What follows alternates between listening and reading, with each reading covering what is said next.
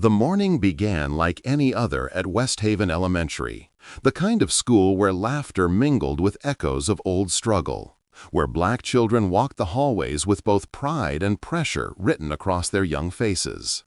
The building was old, its bricks worn from decades of weather, but inside it carried the beating heart of a community determined to rise above every hardship placed on their path. Teachers greeted students with warm smiles that tried to hide the weight they carried themselves, and children moved through the hallways with backpacks too heavy for their small shoulders. Heavy not with books, but with the realities of the world outside. In Miss Landry's classroom, sunlight streamed through tall windows and fell across rows of desks. She always tried to make her room feel like a place where her students could breathe, a place where they could leave behind whatever was happening at home, even if just for a few hours. Posters of black inventors, activists, and writers lined the walls, reminders that greatness ran in their blood, even when life made them forget. As the bell rang, the classroom filled with the familiar buzz of chatter and rustling paper. But one seat remained empty. The seat of 11-year-old Malia Turner. Malia was usually early, the kind of child who took pride in her schoolwork, who smiled softly at everyone, who seemed older than her years but still carried innocence in her eyes. She had a gentle way about her, a quiet strength that made people instinctively feel protective of her. But lately there had been something different, a stiffness in the way she walked, a wince when she bent down, a sad heaviness behind her smile. 5 minutes later, the classroom door opened slowly. Malia stepped inside. She wasn't walking like herself. Her steps were small, careful, and guarded. She held one hand on the small of her back, her breath shallow, her face pale with something deeper than exhaustion. The moment Miss Landry saw her, concern washed over her like a wave. It wasn't the kind of pain a child gets from running too fast or falling off a swing. The discomfort was something else. "Malia, are you all right?" Miss Landry asked gently. Malia tried to nod, but her head barely moved. She took a slow step toward her desk, then another, until her body tensed, her breath caught, and she gasped softly, clutching her back. Her classmates fell silent. She tried to sit. The moment she lowered herself onto the chair, pain shot through her like lightning. Her face crumpled and tears filled her eyes. She whimpered, a sound so raw that it cut through the room like a whisper of suffering no child should carry. "Teacher, I can't sit," she whispered. It hurts so much." The room froze. No one moved except Miss Landry, who rushed to her side, kneeling gently, not touching yet, just staying close enough for comfort. "What happened, sweetheart? Did you fall?" the teacher asked softly. Malia shook her head, biting her lip until it trembled. "Is it your back?" She nodded. "Did someone hurt you?" Malia closed her eyes tightly, as if the question itself caused pain. Tears rolled silently down her cheeks. When she finally spoke, it was barely above a breath. "My dad. It's my dad. She stopped. Her lips trembled. She looked terrified, torn between fear and the desperate need to be understood. Miss Landry felt her stomach drop. She glanced around the classroom quietly, meeting the eyes of children who were far too familiar with suffering. She stood slowly and addressed the class. "Everyone, take out your reading journals. I'll be right back with Malia." She placed a gentle hand on the girl's shoulder, light and careful, and guided her toward the hallway. Every step seemed to hurt, and every wince felt like a silent cry for help. Once in the hallway, away from curious eyes, Malia leaned against the wall, her breath shaky. "Malia, sweetheart, you're safe with me. You can tell me what's going on." The girl pressed the heels of her hands against her eyes, as though trying to stop the tears from escaping. "It hurts so bad, Miss Landry," she whispered. "I didn't sleep last night. I can't bend. I can't sit. I can't." Her voice broke. Miss Landry kept her voice calm and steady while her heart shook inside her chest. Did your dad do something to your back?" For a moment, Malia didn't speak. Then she nodded, slowly, painfully, as though the truth itself weighed her down. "What happened?" the teacher asked, her tone soft, never pressing, but offering a safe space. Malia swallowed, her throat tight. He didn't mean to at first. He was just mad, really mad. He grabbed me." She touched the area near her lower back, wincing again. "And then he pushed me hard. I hit the table. I fell. And everything hurts." Miss Landry felt her hands shaking. She hid them behind her back. "Malia, I'm so sorry. I'm so sorry." There was a long silence, filled with the weight of the truth. Malia wiped her face. "Please don't tell him. Please, he'll be frantic. He said no one would believe me anyway." A cold chill ran down the teacher's spine. Abuse, fear, a child begging for protection from the very person who should protect her. But Miss Landry knew this situation wasn't simple. Their school was in a community where calling certain authorities didn't always feel safe. Black fathers were judged harshly, assumptions were made fast, punishment came faster, and the system didn't always discern between abusive harm and a father spiraling under life's pressures. She had seen good men crushed by poverty and frustration. She'd seen stressed parents snap under burdens society ignored. And she had seen children suffer quietly so their families wouldn't break apart. But she couldn't ignore a child in pain. Not physically, not emotionally. "Malia, listen to me," she said softly, her voice trembling at the edges. "No child deserves to hurt like this. Not because of anger, not because of anyone. What your father did was wrong, and you deserve help." Malia shook her head desperately. "He's all I have, teacher. My mom left. It's just us. If he gets in trouble, I'll go into foster care." The fear in her voice was purer than the pain. "Malia, he works so hard. He's tired all the time. He says the world makes him angry. He had a bad day. I shouldn't have been in the way." The moment she said it, Miss Landry felt something inside her crack.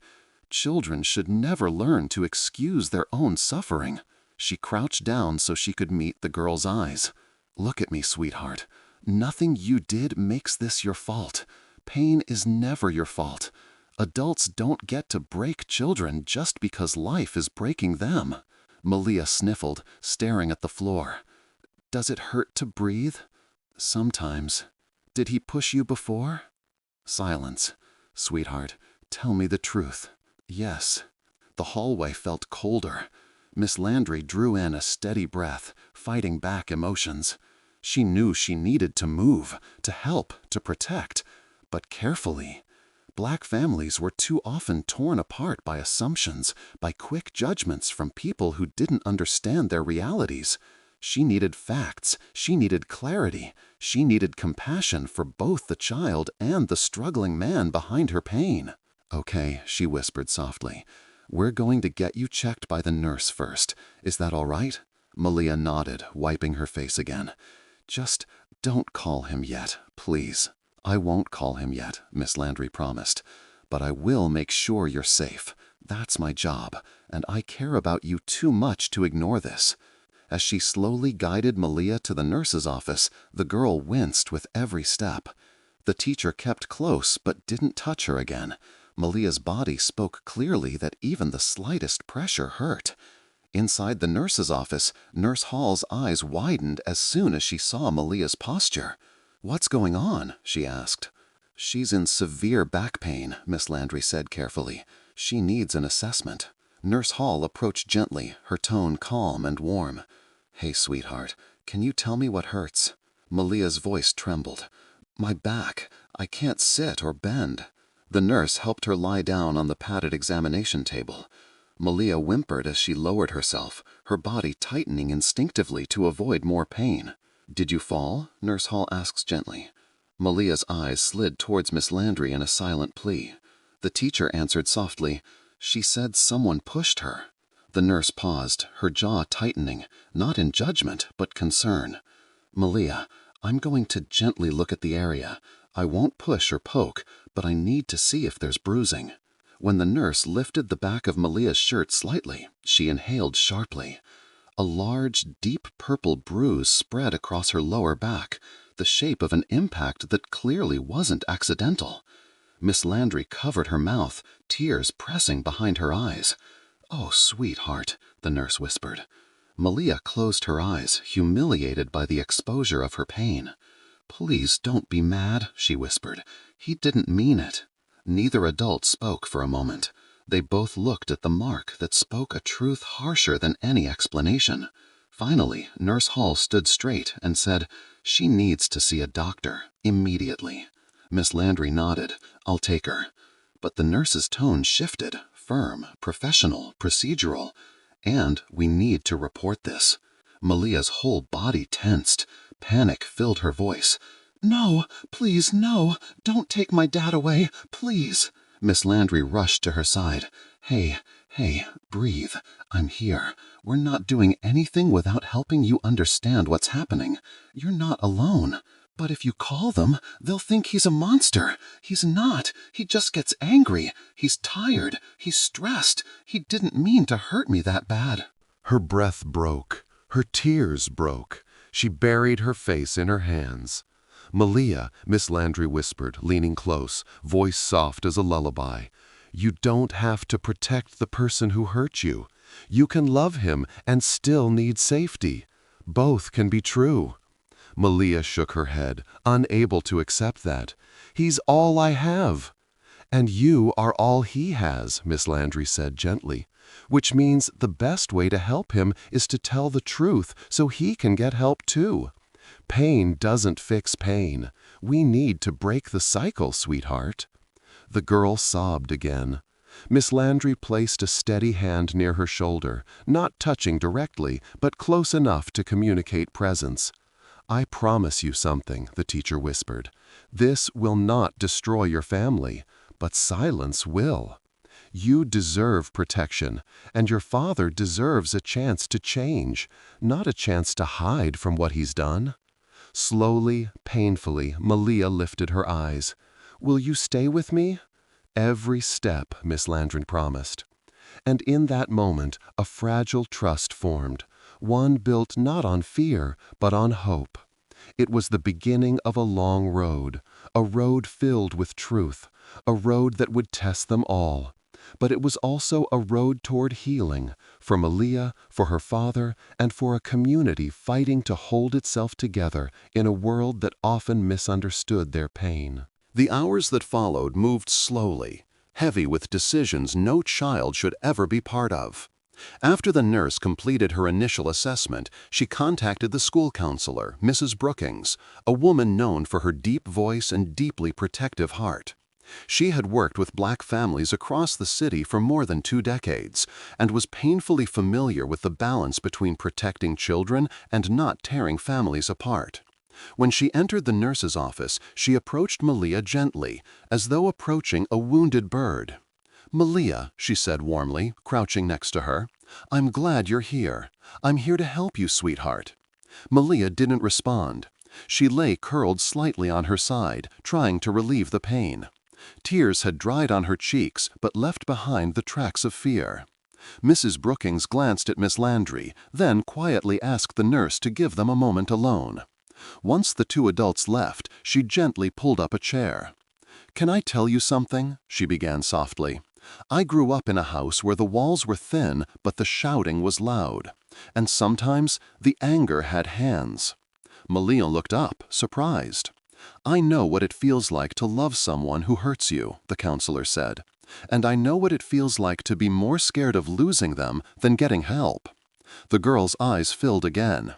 "But I also know what it feels like when someone finally steps in, not to take your family away, but to keep you safe enough so everyone can heal." Malia wiped her face with her sleeve. "They'll arrest him," she whispered. "That's not always true," Mrs. Brookings replied gently. "Sometimes what families need isn't punishment, it's intervention, support, counseling, anger management, parenting classes, real help, not handcuffs. But you don't know my dad, Malia whispered. He gets angry so fast. He says the world doesn't care about him, that people judge him because he's black, that he has to be hard so nobody tries to walk over him. Mrs. Brookings nodded slowly. I've known a lot of black fathers like him. Men the world pushed so deep into corners that the only way they knew how to breathe was to fight. Malia shifted painfully. But listen to me, sweetheart, she continued, her voice softening. Being hurt doesn't give anyone the right to hurt you.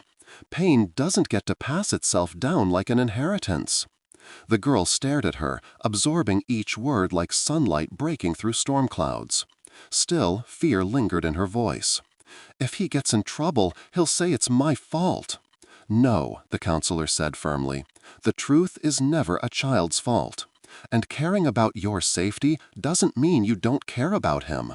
It means you love him enough to want him to get help. For a long moment, Malia didn't move or speak. She seemed to be weighing 1,000 fears against one fragile thread of hope. Finally, in a trembling voice, she whispered, I just don't want him taken away. Mrs. Brookings reached for her hand, slow, gentle, allowing Malia to pull away if she chose. The girl didn't. You're not alone, the counselor said. I'm going to walk through every step with you, and so will your teacher and your nurse. We're not giving up on you or on him. It was then that the nurse returned with a clipboard of documentation, and the process began. Carefully, intentionally, and with a quiet urgency. They made the call, not to the police, but to the Family Intervention Unit, a community-based organization designed to protect black families from being torn apart by unnecessary legal escalation. It was run by advocates who understood systemic trauma, generational cycles, and the importance of keeping families together whenever safely possible. It was the best option. Still, Malia trembled when she heard the phone ring.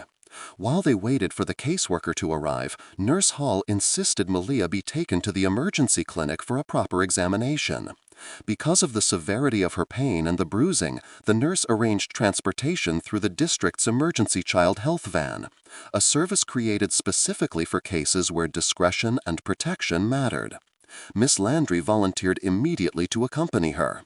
I'm not leaving her side, she said without hesitation.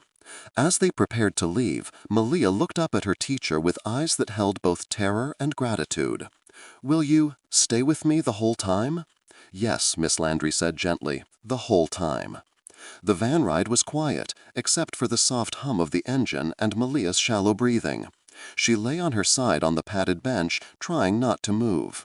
Miss Landry watched her closely, her heart aching. You're very brave, the teacher whispered. Malia shook her head. I'm scared.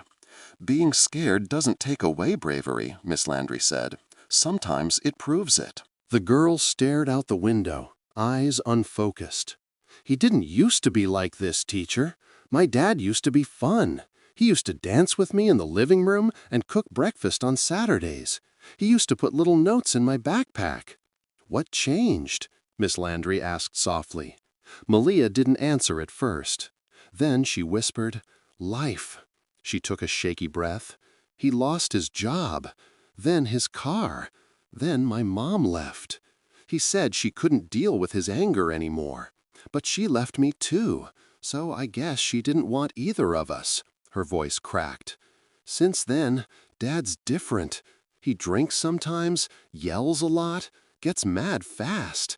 But I know he loves me. He just doesn't know how to stop being angry. Miss Landry felt tears rising but blinked them back. Loving someone doesn't mean they love well, she said gently, and sometimes adults need help learning the right way. Malia kept her gaze on the window. Do you think he hates himself?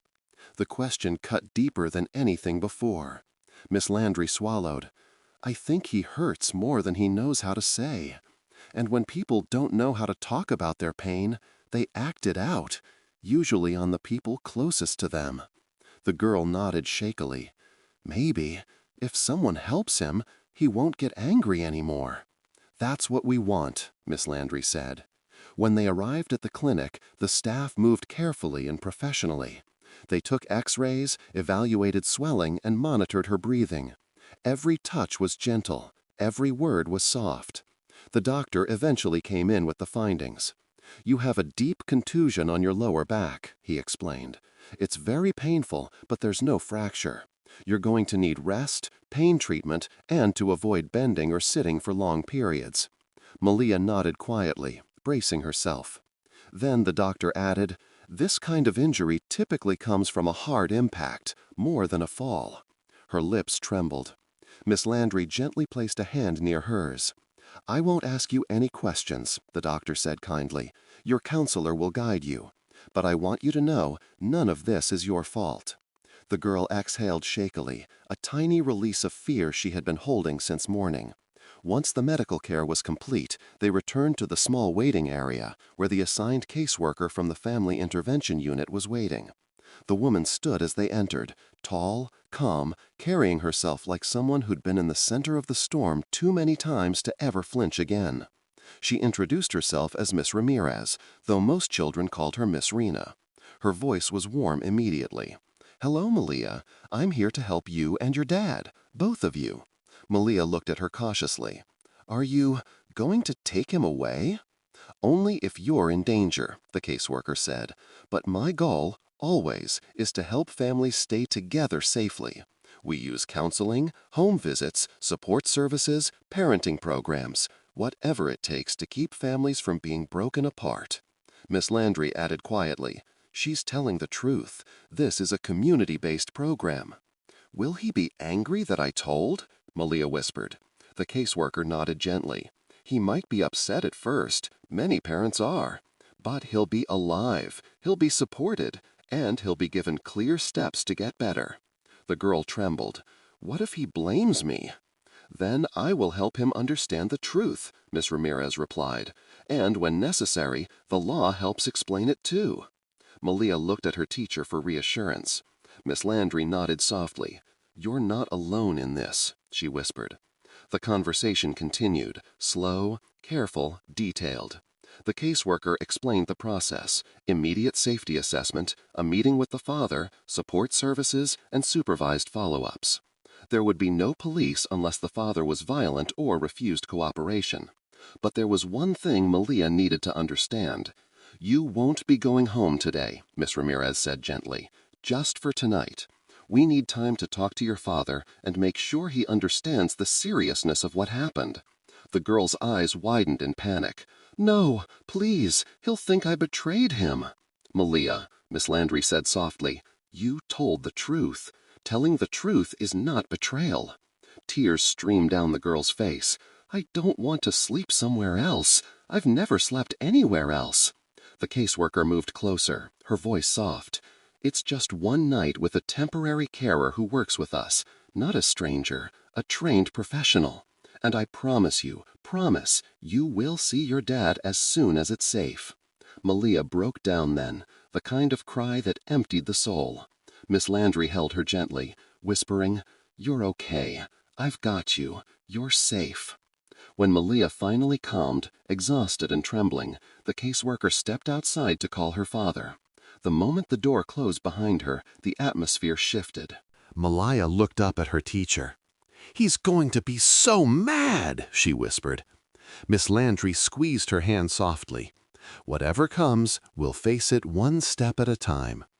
They waited in silence until the caseworker returned. Her expression was unreadable, but her eyes held a mixture of empathy and professionalism.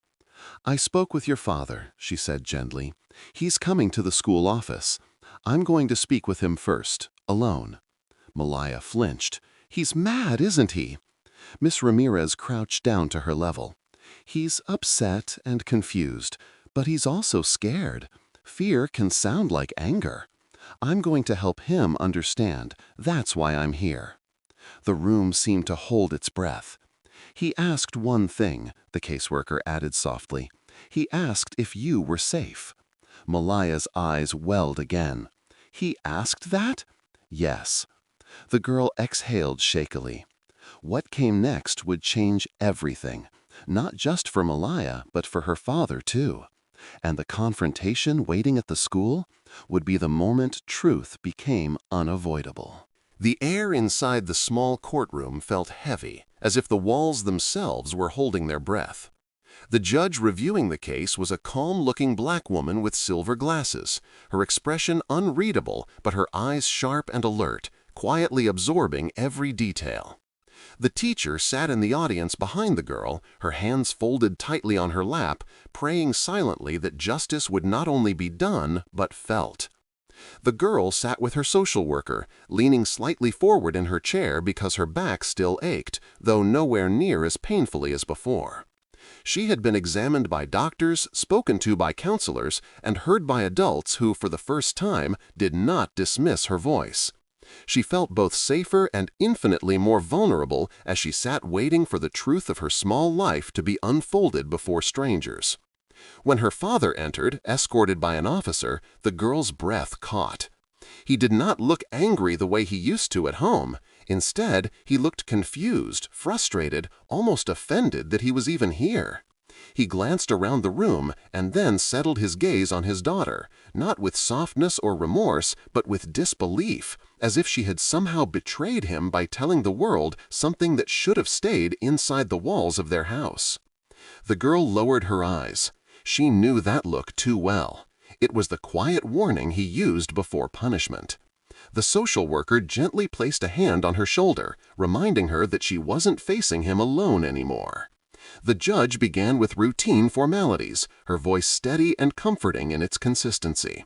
The father pleaded his case immediately, insisting he had never harmed his daughter, that she was dramatic and sensitive and even overreacting to discipline. His voice carried the tone of a man who believed unwaveringly in his own righteousness. He spoke about how hard he worked, how tired he was, how he did everything for her, and how she didn't understand the sacrifices he made. To someone unfamiliar with manipulation, it might have sounded like the plea of a struggling parent. But to the many in the room who had heard variations of this speech before, teachers, social workers, counselors, judges, it was a familiar performance. When it was the girl's turn to speak, she hesitated. Her small hands clasped together so tightly her knuckles turned pale. The judge noticed and invited her to speak only when she felt ready. The room was silent and patient, holding space for a child who had not been given space before.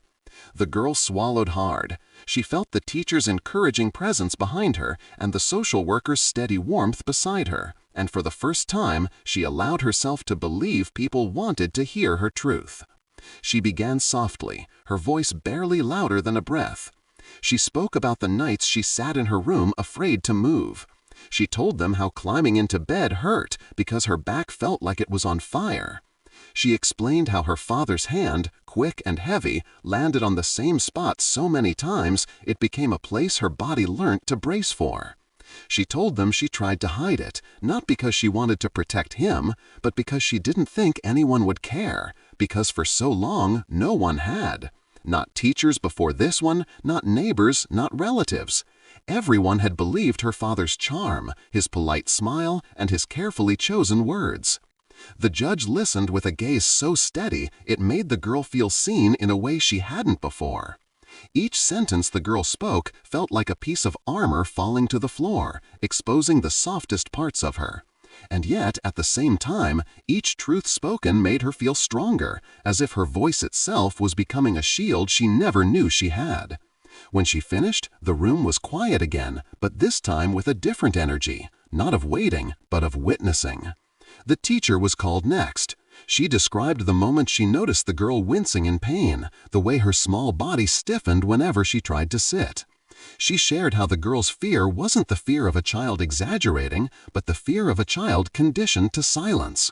She told the judge how carefully the girl had admitted the truth, how she apologized for making trouble, and how she tried to justify her father's actions even while tears betrayed the reality she couldn't hide.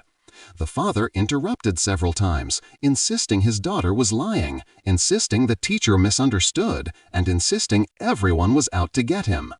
The judge warned him once, then twice, her tone firm but controlled, reminding him that interruptions would not be tolerated. He sat back, seething quietly, but still convinced he would walk out victorious.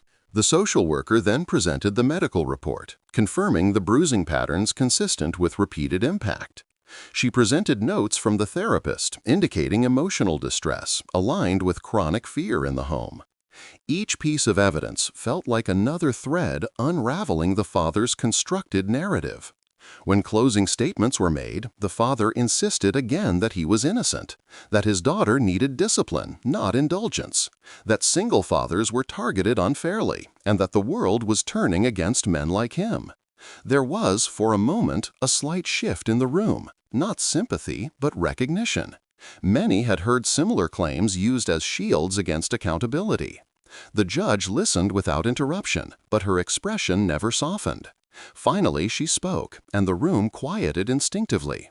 Her voice carried the weight of not only the law, but also lived experience, the understanding of how silence and suffering often grow in the same shadows. She addressed the father first. She spoke clearly and firmly, naming the patterns in his behavior that aligned not with healthy discipline, but with control, intimidation, and harm. She pointed out the contradictions in his statements and the defensiveness that overshadowed any sign of genuine concern for his daughter's well-being. She told him that providing financially was not the same as providing safety. She said that a child's body was never meant to carry the burden of an adult's frustration. Then she turned to the girl, and her tone changed, not softer in pity, but in respect. She told the girl she believed her. She told her that speaking the truth, especially about someone she loved, was one of the hardest acts of courage a child could ever show. She assured her that what happened to her was not her fault, not her responsibility, and not her shame to carry. She told her she had a right to safety, to dignity, to a childhood without fear. The girl's eyes filled with tears she had tried to hold back, tears she had learnt to suppress for so long that letting them fall felt like learning to breathe all over again. The judge delivered her ruling. The father was ordered to attend mandatory counseling for anger management, parenting education, and behavioral therapy. He was granted only supervised visitation until he proved a consistent pattern of change. The girl would remain in protective care until a stable and safe plan was developed, one that prioritized her healing. When the judge stood, signaling the session was over, the father's face crumpled into disbelief. For the first time, he realized his words were not enough to mask the truth. He was escorted out of the room. The girl watched without fear this time, but with a strange mixture of sadness and relief. Sadness for the father she wished she had, and relief that she was finally free from the one she did. After the courtroom cleared, the teacher approached her gently. The girl hugged her with a grip so tight it surprised them both. The teacher whispered that she was proud of her, that she was brave, and that she would never have to hide her pain again. The girl didn't speak. She simply held on, letting the warmth of that hug remind her that not all adults hurt. Some protect, some show up, some stay. Over the next weeks, the girl settled into a temporary foster home, a warm space with soft blankets, a bedroom painted in colors that made her feel calm, and caretakers who asked permission before entering her room, who spoke gently, and who made her feel like her body belonged entirely to her. She attended therapy sessions where she learned that healing wasn't quick, but possible. She learned to name her feelings, to understand her fear, and to release the guilt she had carried like a second spine. At school, she slowly began to smile again. Her teacher remained a steady figure, checking on her without suffocating her, offering quiet support, and giving her room to grow at her own pace. The classroom chair that once felt like a place of agony became a place where she could sit comfortably, read stories, draw pictures, and laugh with other kids who didn't know her past unless she chose to tell them. Months passed, and one afternoon, the girl was asked to step into the principal's office. She walked in nervously, unsure of what to expect. But when she opened the door, she saw the judge sitting there, not in robes, not behind a bench, but in a simple suit, her glasses resting lightly on her nose, her smile warm. The girl froze, unsure if she should bow, stand still, or run away. The judge laughed softly and motioned her to come forward. She explained gently that she had followed her progress and that she wanted to check on her personally, She told the girl she admired her strength, her honesty, and her resilience. And then she asked if the girl had any questions she wished she had asked earlier but didn't feel brave enough to. The girl hesitated, then finally asked the question that had quietly lived in her heart. "Why did you believe me?" The judge's answer was simple but profound. She said, "Because your pain was real, and real pain rarely lies." Tears stung the girl's eyes again, but they were different tears now. Not tears of fear, but of recognition, of being seen fully, of being understood deeply. The judge introduced her to someone waiting outside the room, a licensed foster parent who specialized in long-term placements for children recovering from trauma. A woman with kind eyes, warm hands, and a calm smile. The girl sensed safety before a single word was exchanged. She felt a softness in the woman's presence, a quiet promise that she didn't have to be perfect, quiet, or brave all the time. In the months that followed, the girl slowly transformed. Her back healed fully, the bruises fading into faint memories, but more importantly, her spirit began to stretch open like a flower learning sunlight after years of cold. She learned to dance without wincing, to sleep without fear of footsteps approaching her door, and to trust without flinching.